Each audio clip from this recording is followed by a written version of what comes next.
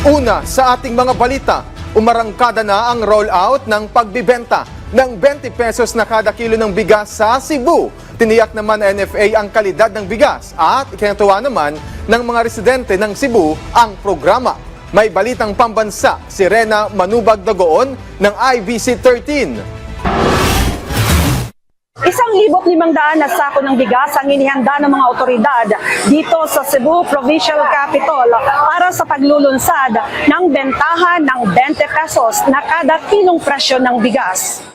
Ang higit 1,000 sakong ito ng bigas ay para pa lamang sa unang batch ng mga benepisyaryo ng murang bigas ang pamalaan, lalo't kasabay rin kasing isinagawa sa 51 pang mga lugar sa probinsya ng Cebu ang programang ito.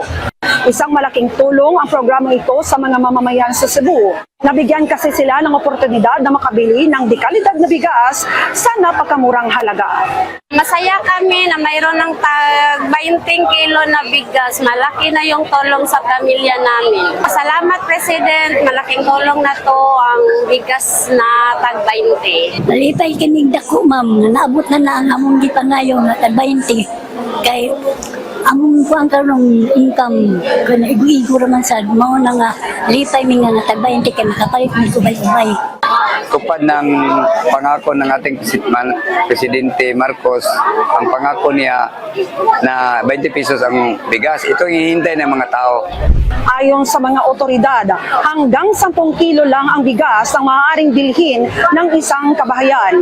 Pangunahing target kasi na mabigyan ng akses sa murang bigas ang ilang mga benepisyaryo ng pantahanang bigas, senior citizens, frontliners, barangay nutrition scholars, traffic enforcers, PDRRMO personnel, mga magsasaka, mga kasapi ng lupong, tagapamayapa, mga mangingisda, mga mayroong QR code cards at mga nabibilang sa pinakamahihirap na sektor.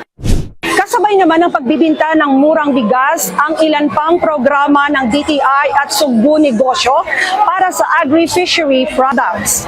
Nagsisilbi rin itong oportunidad para sa mga producers na makapaghanap ng mga potensyal na buyer ng kanilang mga produkto. Mula sa IBC 13, Rena Manubag Dagoon para sa Balitang Pambansa.